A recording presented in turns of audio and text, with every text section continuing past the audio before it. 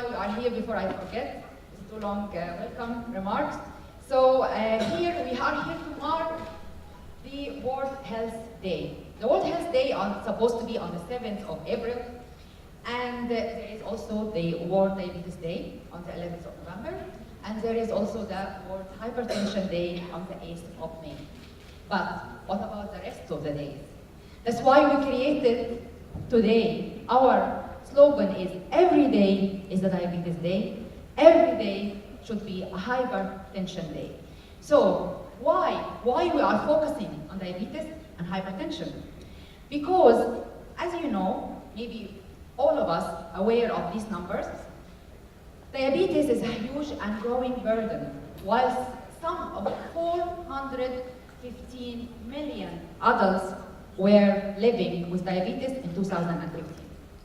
And this number is not stopping here, it's expected to grow up to 642 million people in 2030. It's a huge, huge, huge burden and huge number. Not only this, but also the delaying of the diagnosis of diabetes. It is actually disturbing because most of the people who come to the clinic with diabetes, they have to come after developing at least one of the complications, which is actually incur a lot of extra expenses on the healthcare sector. The global health expenses to treat diabetes and manage complications and also manage the loss of productivity due to diabetes was estimated to be 673 billion in 2015. But if you know the next number, you will understand why our effort is very appreciated. The second number is 70% of diabetes can be preventable. Hence, 11% of the cost of the healthcare cost can be saved if we try to prevent diabetes and we work all together to change the lifestyles, the policies, the regulation, and to raise awareness and medical education about diabetes. So, if we speak about hypertension, because we also were kicking off the Hypertension Award, it is 4 in 10 adults in over age of 25 have hypertension. 4 in 10, it's a huge number. Not only that, but also 1 in 5 are pre-hypertension cases. So, if we look at the deaths of hypertension is almost 9 million in 2010, out of 17 million deaths all over the world. It means that people who die all over the world, there's 50% or more die only because of hypertension. So I think our contribution to reduce the burden, the social and economic burden of diabetes and hypertension should be actually emphasized and should be encouraged more and more partnership need to be in place to address this. This is a nice example of partnership between the healthcare, pharmacy company and healthcare society. So before moving to my first question, I would like to start by a few numbers. 10,000 students were trained and enrolled in this program so far, and the goal is to go to 25,000. Regional-wise, I think India, Africa, Indonesia, and 1 month ago UAE started also the program, and the goal is to expand, and that's the ambition. I personally attended, and I can also add to the students' feedback, my positive feedback, and the feedback I received from directly from the student on this program. So, Belen, my first question would go for you. You are often in Africa, and you met already with the Ministry of Health. You also met with the governors and students, so you're really much aware of the situation there. Yet the expansion of the disease, diabetes and hypertension, and the cardiovascular mortality there, does this surprise you in this part of the world? And the second question would be, how do you see our Merck Capacity Advancement Program contributing toward this public health issue? The first thing that I would like to mention is that obviously Africa is a continent that is suffering quite quite a lot from neglected tropical diseases and communicable diseases. So the healthcare system is very well equipped to deal with those diseases. And actually it's very ironic, I find, that people who will survive HIV, for example, will die of diabetes. Therefore, I'm not surprised. I am just really frustrated that these new epidemics are hitting a country like a continent like Africa, because the implications in terms of comorbidities and mortality is actually devastating. Just, well, you guys have already mentioned the numbers, so I will not repeat this, but people suffering from, up to 76% of people suffering from diabetes will die before 60 years of age. This is speaking by itself. The number of diabetic patients will be twice as big as it is today by 2035.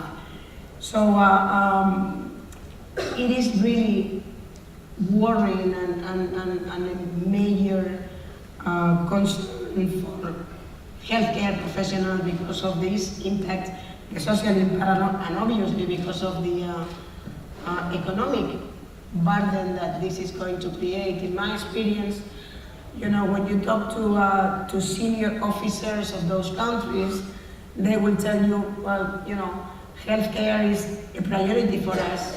We are going to give #1 priority to addressing non-communicable diseases as well, but guess what? When they talk to the Minister of Finance, it will be very difficult to find the money to actually cover those increasing needs. So I believe Merck as a company has been a pioneer in helping advance on these challenges associated to the growing concerns of diabetes and hypertension.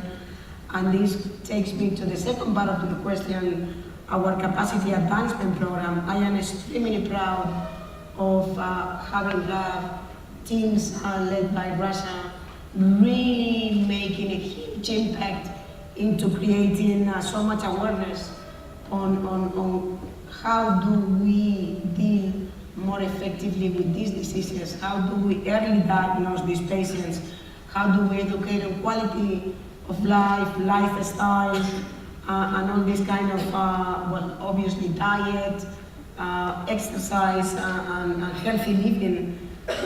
This has been very important in engaging with multiple stakeholders, creating and shaping policies that will have, I believe, a major impact in the future.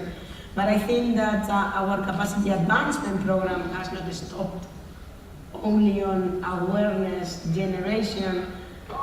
We have focused quite a lot on the rural areas, done a lot of medical education, and most importantly, we are trying to deal with one of the biggest challenges that these countries face, in addition to the economic burden, which is not really having well-trained medical personnel, medical and other healthcare personnel. So our capacity advancement program goes, as I said, beyond awareness.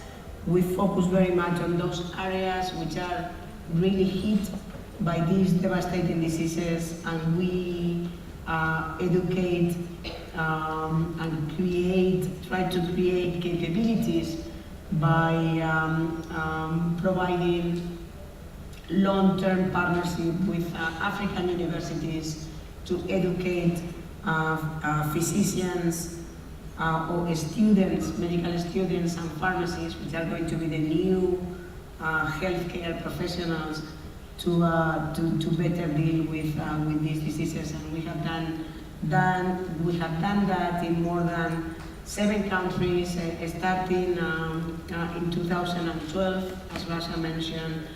And our commitment is to reach 25,000 students by 2018 to better address these global health issues that are so worrying. My question will go to Dr. Ahmed Rija, the president of the IDF Africa. You've been contributed significantly with us in Merck Capacity Advancement Program from the start. Merck Africa Luminary and also the clinical diabetes management program we provided for the universities, and you were part in the part of the University of Addis Ababa when you were Dean of the Addis Ababa University. Now, as your role as the president of the IDF Africa, how do you see Africa will cope with this epidemic? And how do you see the role of the medical education and building capacity and focusing on medical students specifically will contribute to resolve this healthcare or global healthcare issue which is hitting Africa recently? First of all, I would like to thank Rasha for inviting me to this important event. And ever since I have been involved in Merck Capacity Advancement Program back in 2012 in Darmstadt, Germany, I could see the potential of this program to improve diabetes care in our continent. And thanks to the incredible energy of Rasha and her team, and thanks to the support of Merck, because chairman of Merck, Dr. Frank Haverkamp, visited our continent, visited my country and other African countries. This shows the commitment of Merck for Africa continent. And Africa is a growing continent, as you know, and in terms of epidemiology of diabetes. And it is witnessing two transitions. One, epidemiological transition, you know, from communicable diseases to non-communicable diseases like diabetes, hypertension, cancers, and nutritional transition. The traditional African diet is being changed into more Western type of diet with high calorie, processed foods, and so on. And as you all know, this is creating a fertile ground for the progress of non-communicable disease like diabetes. And many African countries are witnessing also rapid economic growth with double-digit growth in certain countries. And this is very good, and this is welcome because it is going to alleviate poverty. But at the same time, it is creating a huge health impact unless we are prepared now to learn from the mistakes of many transitional countries, many developed countries. And one of the ways to tackle this is to prepare medical students in terms of equipping them with the right attributes, knowledge, skill, and attitudes to tackle diabetes and other non-communicable disease. And what we're involved in Merck Capacity Advancement Program is to train our students and undergraduate and postgraduate students on diabetes and other non-communicable diseases, because these are the healthcare professionals that are going to be deployed to the rural areas where the first visit for our patients would be in those areas. So I think we are going to continue working with Merck in this capacity. And thank you all for involving us and leading the way. And this is a perfect example of public-private partnership in which Merck has really taken the lead in bringing us together, ministries of health, civic societies like diabetes associations, and medical universities. And the fact that, as I said earlier, the chairman of Merck came to Ethiopia and had a big discussion on diabetes care is really testimony to its commitment. We could screen 5,000 people in one day in his presence in Addis Ababa. And the European accredited CME program with our medical students was very well taken, and I hope this will continue in the other African countries, and I'm sure I personally, as the chairman of IDF Africa region, will be working together to improve diabetes care in Africa. This is a very good opportunity. This is the time to act. We have commitment from many African countries, as has been said already. Ministers of Health will say they have agenda of NCDs is very good, but is there a financial commitment? There is a political commitment, but we need also funding. And I think this is the only way to tackle diabetes in Africa, and we should continue to equip our medical students in caring for NCDs, including diabetes, hypertension, and other programs. And in the urban areas, it goes up to 60%. So basically, diabetes in Africa is diagnosed very late, and particularly more so in the rural areas. So that's why the focus on the rural areas. That's why we have to focus on diabetes in Africa, because most of these patients come usually with complications, either non-healing diabetic foot ulcer or diabetic retinopathy or renal failure. Unless we do preventive measures, this is going to get worse and worse. The current estimate for diabetes in Africa puts it at 25 million Africans are suffering from diabetes. And this is going to double in the next 20 to 25 years. So I think this is the time to act. This is the time to be prepared, and preparation should start, besides financing and so on, equipping the healthcare professionals to diagnose early.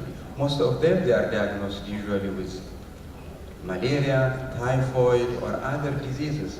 People should think about diabetes, and as has been said, every day should be a diabetes day. My question goes to Dr. Dia. Thank you very much for being here with us. And thank you also for receiving me for the first time. I came to Indonesia, and we aligned our strategies together. The strategy of Ministry of Health to counter or to control diabetes, and the strategy of Merck Capacity Advancement Program.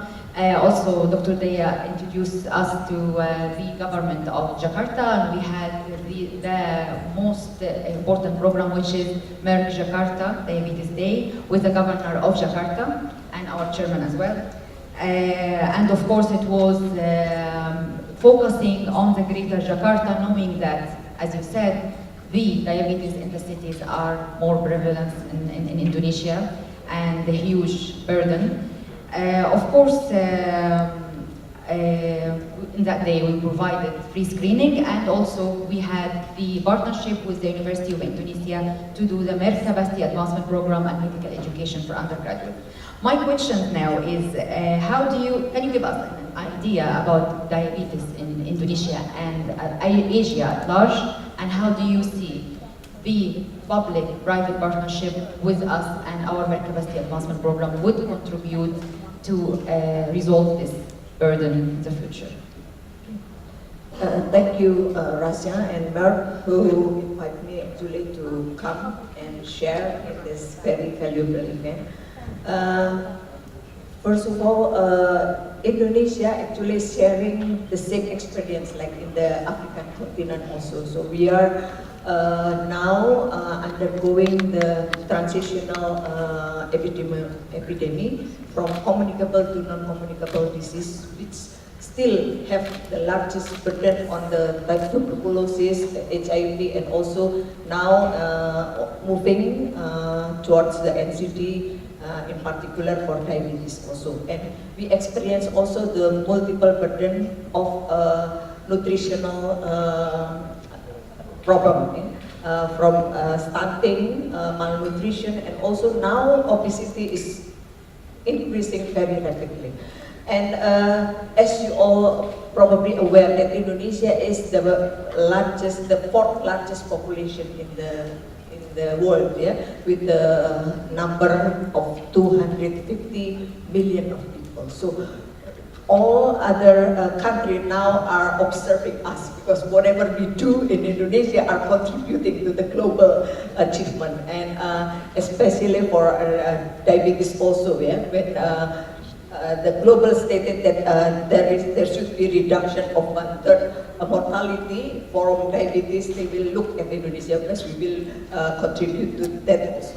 So the prevalence of diabetes in Indonesia is very rapidly increasing from 5.7 in 2007 to 6.9 in 2013, with the amount of almost 10 million of people affected by diabetes. And according to IDF Atlas 2015, we are the 7th largest affected country on diabetes in the world. So with that, the challenge is also complicating again with the risk factor. With the risk factor of diabetes in Indonesia, it's huge also, where the consumption of fruit and vegetables is the insufficient consumption of fruit and vegetables is very, very high, 93%. Only 7% sufficient consumption of fruit and vegetables, and also physical activity insufficiencies also high, 26%, as well as also the smoking behavior. So we are facing from the upstreaming down to the downstream the big problem. And the problem that we face also, the 2/3 of the affected diabetes people are not yet known or undiagnosed, which resulted, of course, to the devastating condition. Yeah. And what we receive actually from the National Health Insurance data, 33% of expenditure of the National Health Insurance coming from the non-communicable disease, which are prominent also there, diabetes, and most of the expenditure coming from the inpatient. So it means that if they come to the treatment care at late stage. And the problem that we are facing, of course, we need to push the early detection. So when Russia came last year, and we share experience with Arthur, and she throw out actually the idea of, if your cases are undetected, why don't you push it, the early detection, to more extensive area? Because previously what we do is actually the convention. We use the community-based intervention and NCD screening using the district and villages approach. But it seems that it is too slow, and she was coming and then throw the idea actually to us, why you didn't extend it to other places, like at the public spaces, at the housing complex, and so forth. And then we tried it. We initiated at the Jakarta. At that time, we talked to the governor, and the governor, because the problem in diabetes in Jakarta was very high also, so it was welcome, very, very much welcome. And the initiation, first initiation at that time during World Diabetes Day, yeah, in November, and it covered 30,000 of people screened at the housing apartment. So it is, we call it Husun, yeah, apartment, and the shocking actually result is actually we found out from that initiatives, 18% of the screened population are hyperglycemic. So it is beyond 6.9% of the result, the national result. So it gives us actually expand our horizon, that if we need to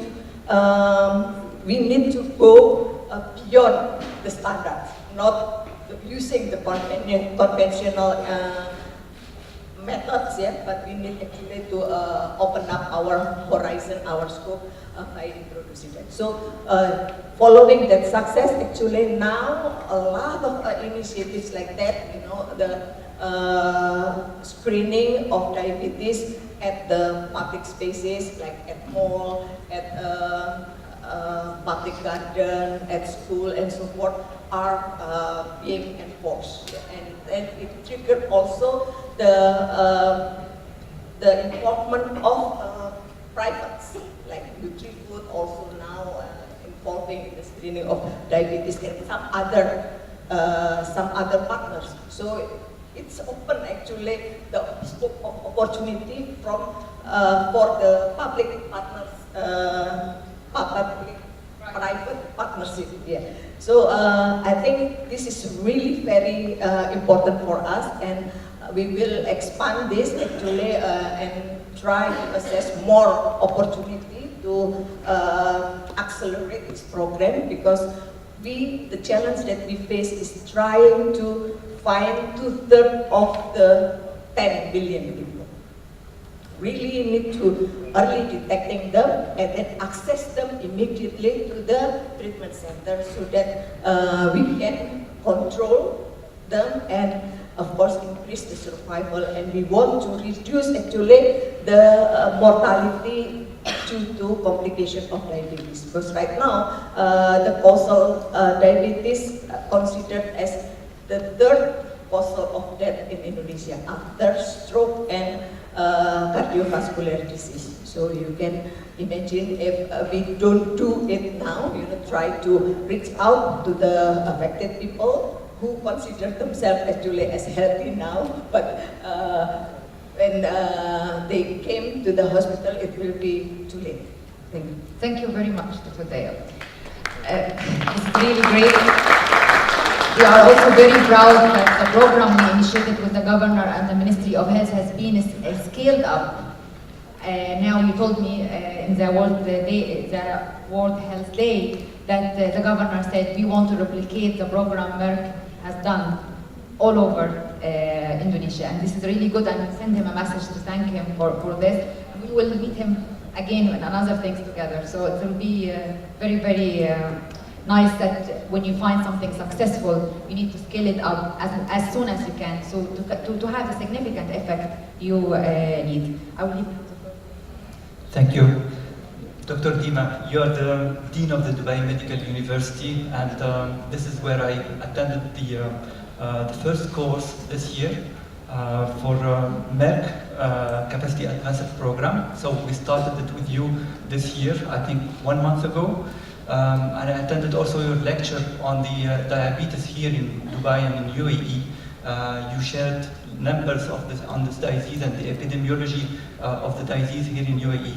I would like you to give us an overview of the disease in the region, and also to share with us your feedback on the Capacity Advanced Program and how it could help tackling this epidemic in the region. Thank you so much. First of all, I would like to thank Merck as well as Russia for approaching us to create such an important event. And I'm so glad to share this successful example of the industry and healthcare partnership, where really the main goal is to educate the doctors of the future who will be taking care of us as we grow older and will be taking care of the epidemiological non-communicable disease that we are suffering from. Yes, diabetes is a huge epidemic here in the UAE. We're not different than the rest of the world.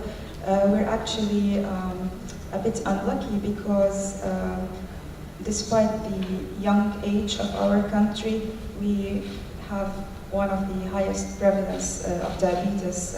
It's at 19%, which is quite not good. Although we usually take pride in being #1 in many things, the best roads, the tallest buildings, this is one thing that we're not proud of being or sharing the top 10 list of in the world. As far as the Merck Capacity Advancement Program, I thought it was a great idea because Merck helped us create this wonderful day-long program where we arranged for different diabetes education material using our expert local faculty who are familiar with the disease in our area, and then also benefited from having experts from the UK join us on the day. It was successful feedback from the students who are the end users. It was open to students from our university, but also universities in the UAE at large. And I thought it summed up A to Z about diabetes and all the advancement in the field, which was a great thing to do. And I really hope that it will be a regular thing, and not only for diabetes, but for other non-communicable diseases, because it's really a huge thing to educate the future generation. And then Merck also came up with this idea of doing the Merck Diabetes Award, which I thought also was another great thing, because it helped the students and the attendees show us and participate with their ideas that were mostly amazing and outside the box, and you could see the ideas of the students and how they are tailored with the patient being at the center, increasing awareness, how to increase motivation, how to tie up with the key people in the country. And it was really exciting for me to see that these are the doctors of the future, and this is the way they think, and I think they really need support to go on. So thanks once again.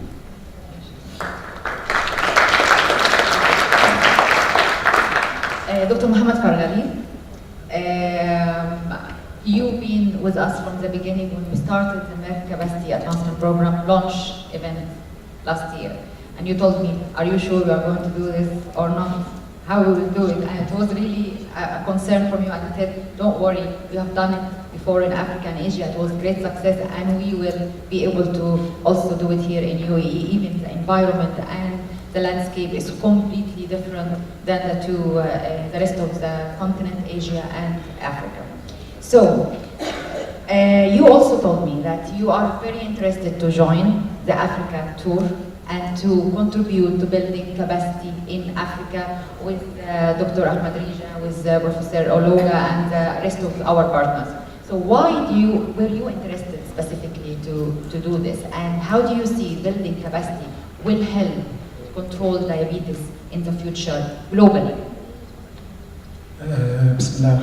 Thank you very much for inviting me and to be part of this initiative. Actually, when we started this program, and when we talk about diabetes, as you know, it is an epidemic worldwide, and the many figures mentioned by all my colleagues, I just would like to give the picture of how many diabetics we have. In Dubai, we have around 700,000 diabetic in Emirates, and around 940,000 who are pre-diabetic. So we have a huge problem. And from the e-claim data where we insurance is there, we have around 213,000 diabetic only in Dubai, out of 2.4 million insured population. So we have a high volume, high frequency problem. Dealing with diabetes is different than dealing with acute disease. If you treat a chronic problem, the best example, which is adopted by many countries and well known to give the best results, is the chronic care model, where there is based on, you reach to management of diabetes based on multidisciplinary team approach, plus the well-prepared, proactive physician and well-informed, activated patients. So if you are working on awareness and increase patient awareness about diabetes, you need to have the physician who have the knowledge and is ready to be proactive, not reactive. Just if we think about the physician, how much he spend with his patient over a year, you will find that maximum we spend around 3 to 6 hours per year to treat your diabetic patient, and you leave your patient the rest of his life to cope with his chronic problem. So this patient have to be well informed in order to make the right decision for his problem. So building this concept in undergraduate and students will let them grow up with the concept of prevention.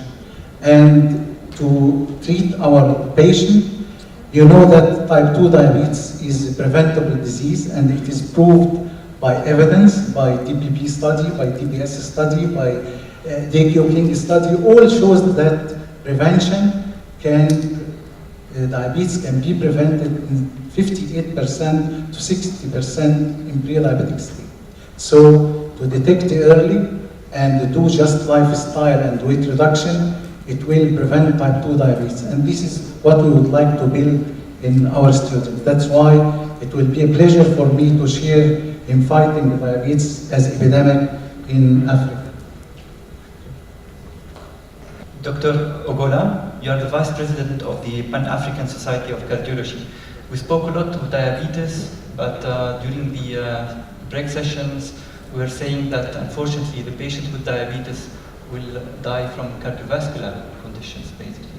In your capacity of the Vice President of Pan-African Society of Cardiology, would you please share with us your views on the epidemic of the cardiovascular disease and hypertension in Africa? And also, tell us how Africa will cope with this modern epidemic, whereas we know that there are still non-communicable disease and communicable disease issues in the continent that we're facing there. Thank you very much to Merck and particularly Russia for asking me to come. She knows that she just called me about a week ago, and somehow there was a slot in my schedule, and I managed to come. A lot has been said about diabetes, and I've been involved in the last 2 Africa luminary meetings in Germany and in Kenya, and I've been aware of the capacity building program of diabetes in Kenya. And very honestly, I've not told her before, I've been feeling jealous, because I was saying, why is all the attention going to diabetes and not to cardiovascular diseases? And like I tell my diabetes colleagues, diabetes is a sub-branch of cardiology, because ultimately diabetics suffer from cardiovascular problems. So I think this is a laudable thing that hypertension has been brought on board, partly because, of course, as you know, at least 2/3 of people with diabetes have got hypertension. So you really can't manage diabetes without managing hypertension. And we also know that in terms of interventions, probably one of the most important interventions we can do in a diabetic is to treat their hypertension. And of course, hypertension, as has already been said, is a major cause of morbidity and mortality worldwide, and particularly in Africa, where we have up to 40+% of the adult population having hypertension. But when you're talking about hypertension in Africa, it goes beyond just the numbers who have got hypertension.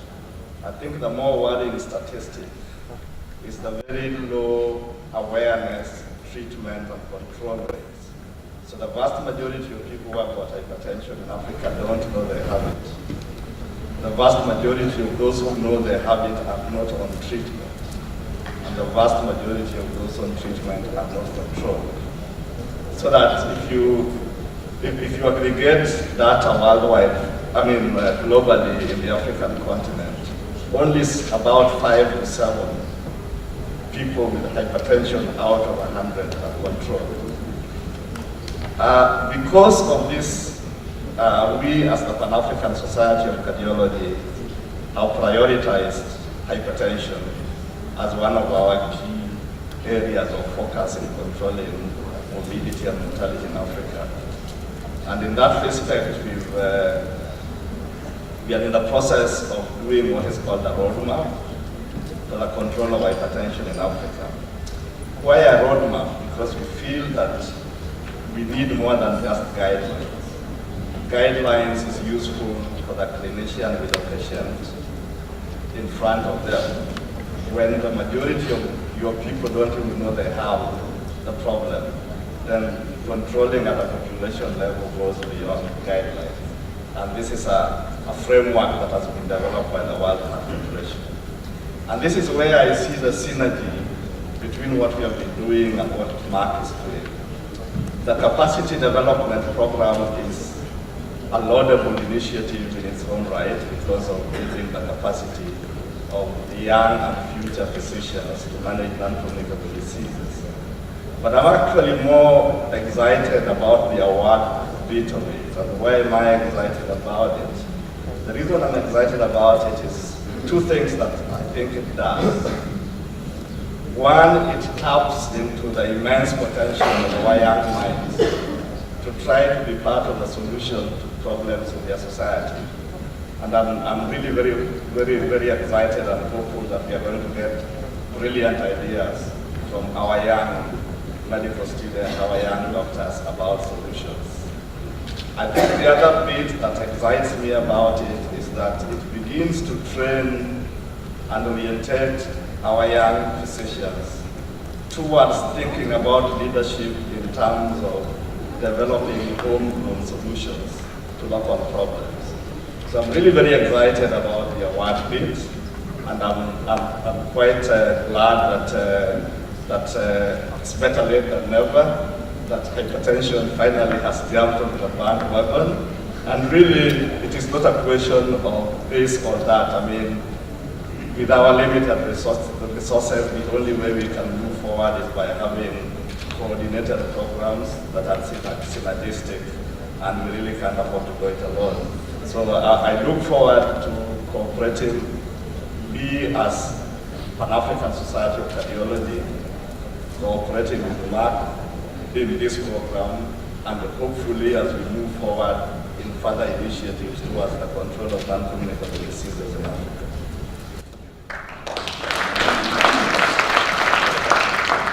Thank you very much, Dr. Ologa. I also want to emphasize that Belen was with us in Kenya, and we conducted there a community awareness program for public.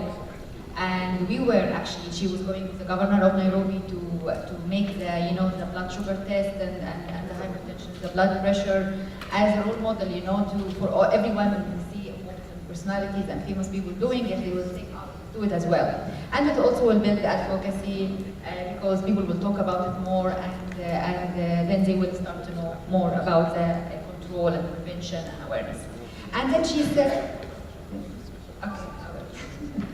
And when we were there, when she was measuring her blood pressure, she told me, let us also focus on hypertension. Why not also only diabetes? So this is the reason we are focusing today on hypertension. And before I give you the phone, do you want to comment now or to see the picture first?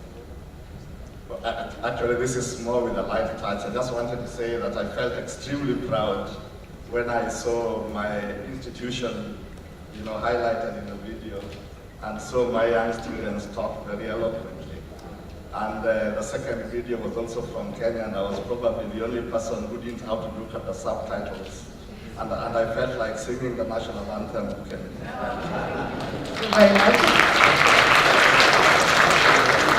So my question to Belen, with Merck is doing pioneering work in many regions such as Africa and Asia. Have you been any moment or situation was moved you personally while in your tours in Africa or during our journey for Merck Capacity Advancement Program? I was very excited to participate of that huge screening of diabetes and hypertension together with the governor of Nairobi.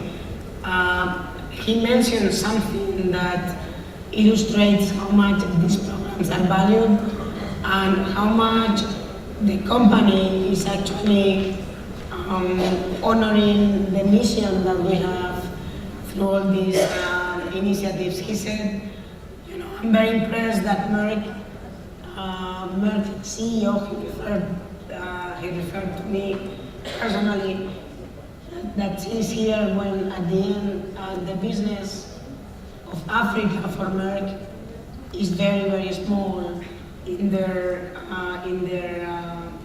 bigger picture of things.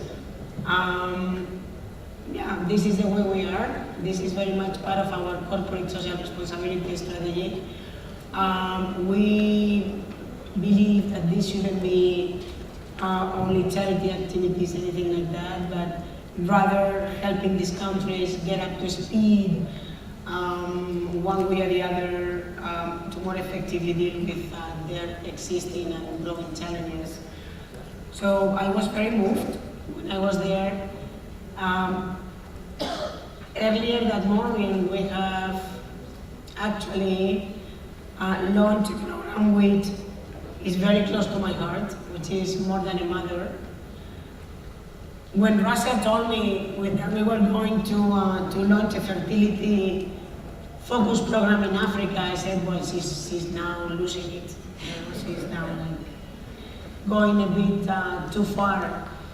And then when I received the proposal and I realized how much suffering it goes around infertility, how much these women are ostracized and isolated and rejected actually by their families and the global society, when I realized that there are no policies, laws, that the female is always the one to be blamed for infertility, when we know that males are 50% of makes 50% of the cases, I thought it was a fantastic opportunity to actually launch that program. So we launched that program with a lady that I have a lot of admiration for. She's a parliamentarian, Joyce Lane.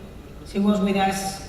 The presentation was made in front of a public audience in which there were many thought leaders, African thought leaders in infertility, and patients who were suffering and were actually telling their stories, their testimonials. I was very moved by that. I felt that when you are participating of something like this, you are bringing tremendous value to society. I believe there is a huge opportunity to contribute to further advancing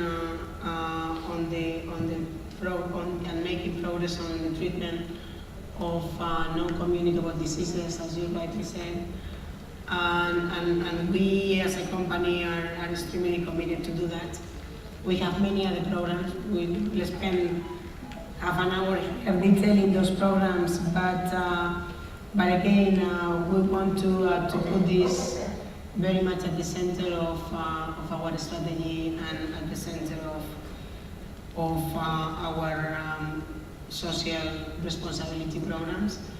And me personally will continue to be behind each and every initiative that we launch, because each and every initiative that we launch, no matter what the disease is going to be aimed to better serve patients and countries which need to be helped to take disease treatment to new heights through education, through awareness, through specific resources, and we will continue to do that. So yes.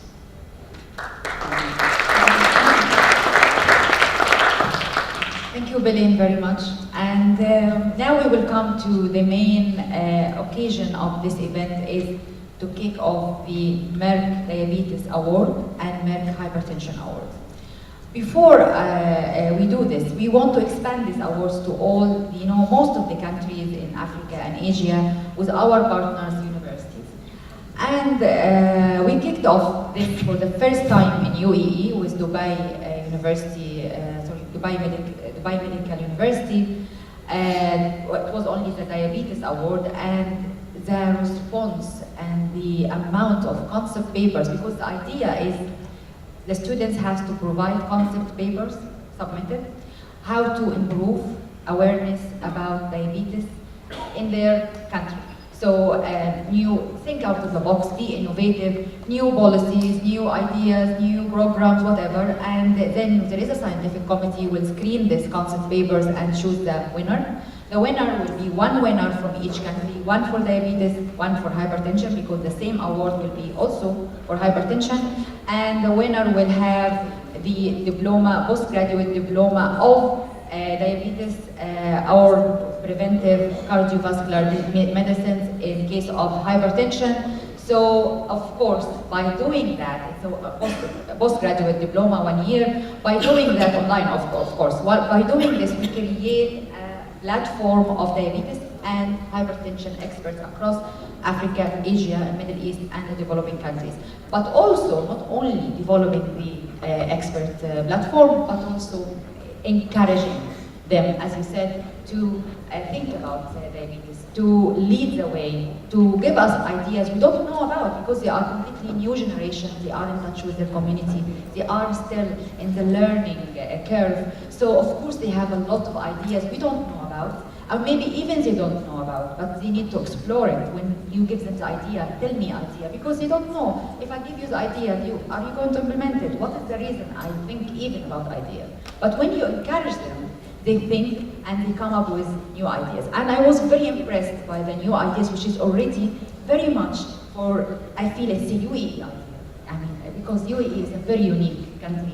It's in own environment and lifestyle. So I felt it's really UAE idea. No one will come up with this idea except the new generation and students. And that's why we thought that let's expand it to all the African countries and Asian countries, because the same case will be there and everyone will come with an idea which fits with the environment and landscape of his own country. And this is maybe the only way we can come up with new policies, new regulation. Now my question will go to Dr. Ahmed Rija, and tell me how you think this will be scaled up, your role as the president of ITF Africa, and how can we make it really popular within the students and the universities in African countries?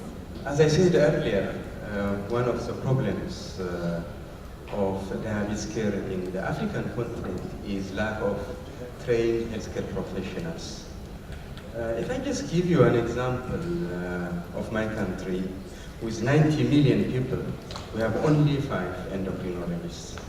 And 3 of us have to be trained abroad.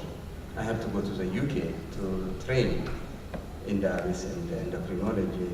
And sending people abroad is not a worthwhile venture for many African countries, because most of them remain there. So Merck has come again with a very innovative idea, with a great idea of training the future healthcare professionals in Africa. And for many African countries, the situation is the same. Little attention is given to diabetes and other non-communicable diseases. There are no in-house programs in many African universities. Just very few universities have just started postgraduate programs in the last 5 years or so, and the numbers are still small. So this idea of diabetes award is really a great idea, because it is going to train the young doctors within their country, So that's extremely important.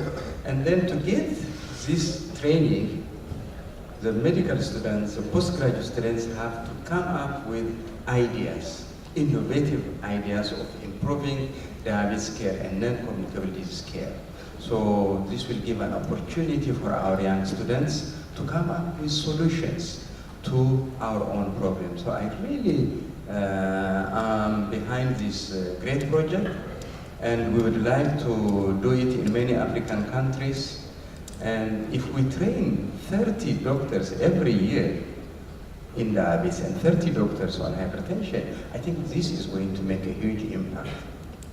You know, down the line, we'll have many doctors equipped with appropriate skills and knowledge to tackle these growing epidemics. This is really a fantastic idea, and as president of IDF Africa, I would like to do something for the African continent, and this is a great opportunity, even from my personal point of view, because I want to be doing something for our continent, and we hope we'll get young doctors, young ideas that are going to change policies maybe. You never know, because when you teach medical students, you see potential in them. And when they are given the opportunity, they come up with great ideas. Many of my students are now scientists in WHO, in the US, in Ethiopia, and so on. So I think this is a good opportunity, and we should embrace it, and we should move forward.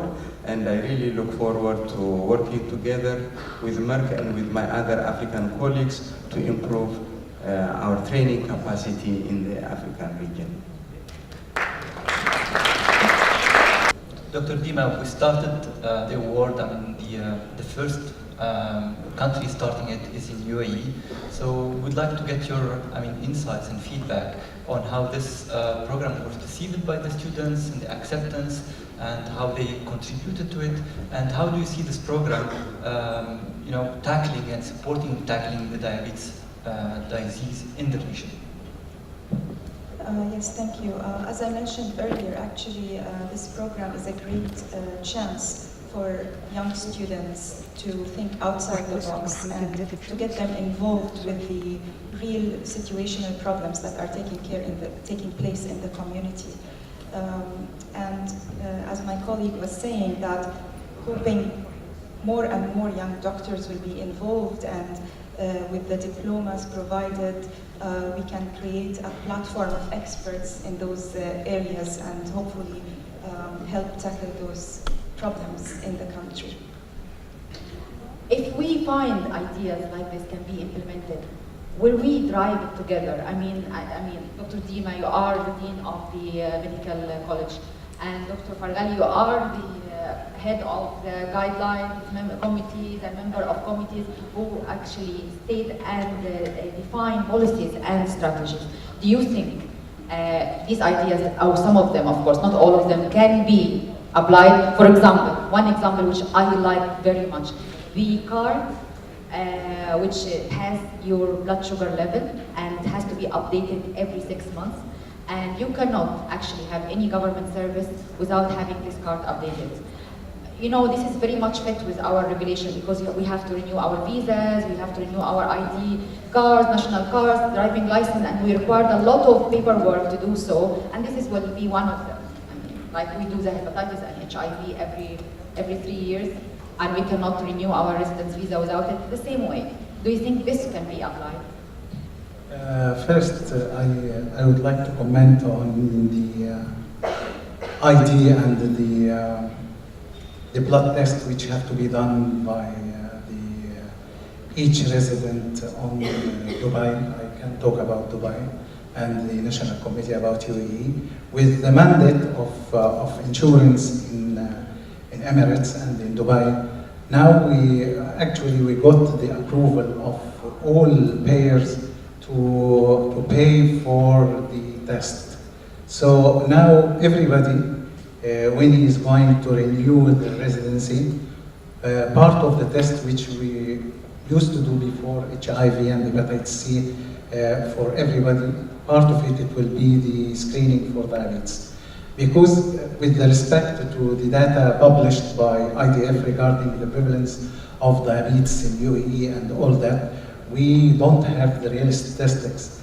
Our real statistics shows that we have only 8.9% of our registered population or insured population are diabetic. So compared to the IDF published data, 18.7% of our population are diabetic. So I'd like to make sure of early detection and the early intervention to treat diabetes. The other model which I like from the students' idea is the social. When you have a social network for diabetes, you can call it the diabetic club, you can call it the diabetes supporting group, and it is well proved by NICE guideline. It is the right of each diabetic patient, whether type 1 or type 2, to pass through structured education. And this structured education is exactly as they mentioned here. They have to pass through classes of cooking, they go to the supermarket and they teach them how to calculate the calories and all that. So now, one of the ideas, like we said, was a social center. And Dr. Dima, you said that this is a really good idea. We can implement it also in the Dubai Diabetes Center because you have the facilities to do the kitchen and the gym and the cooking lessons and all the things. So I would like to call now Belen Gayhu to the stage to start to prepare for the announcing of the award. Dr. Dima. And I will call also Paolo Carli because it's happening in UAE, so he is the head of Middle East and Near East and Egypt. The winner, of course, you will assume there's two winners actually. The scientific committee decided to split the prize between, the winning between two concept papers. The first winner, we will announce it at the end, and now the winner of the social media, the Diabetes Social Center, which is a concept paper developed by Sana Larib and Zobia Fatima.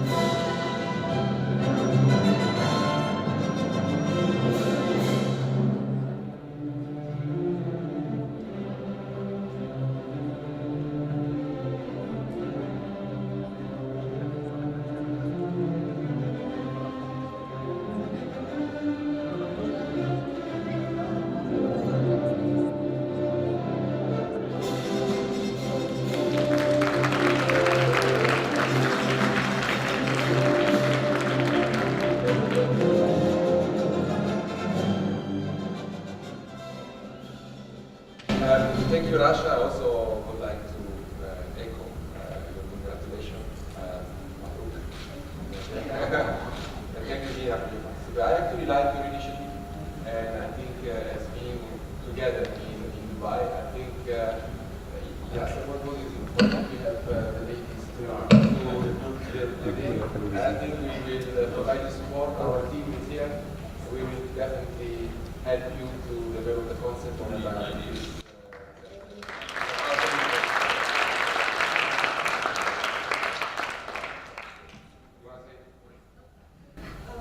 Well, I'm so excited for the winners.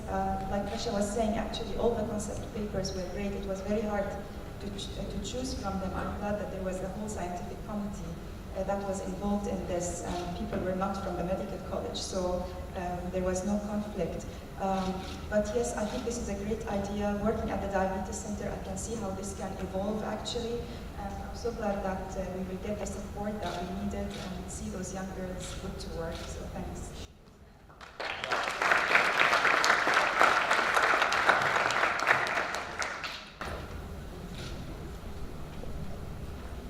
The idea, the second idea or the first idea who won the votes of the scientific committee was the blood sugar level card, which is updated every 6 months, and without it you cannot have the government service. And this is a very good idea to enforce actually, because now we are talking about lifestyles, but we go out and eat hamburger and Pepsi and all this. So now we enforce actually the diabetes guidelines. So I would like to welcome the first winner is Nujud Shirawi. Please come to the stage. Nujud Shirawi.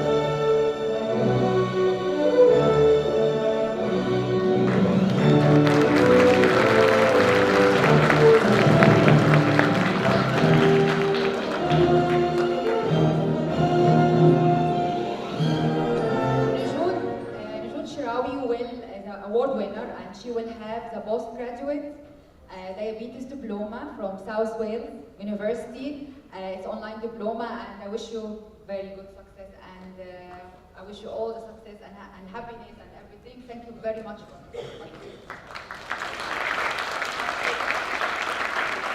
Russia, the Africa is interesting. The development, of course, followed up, so again, we'll try to help. It's going to be a bit more complicated than the previous one, but we will definitely try to do it.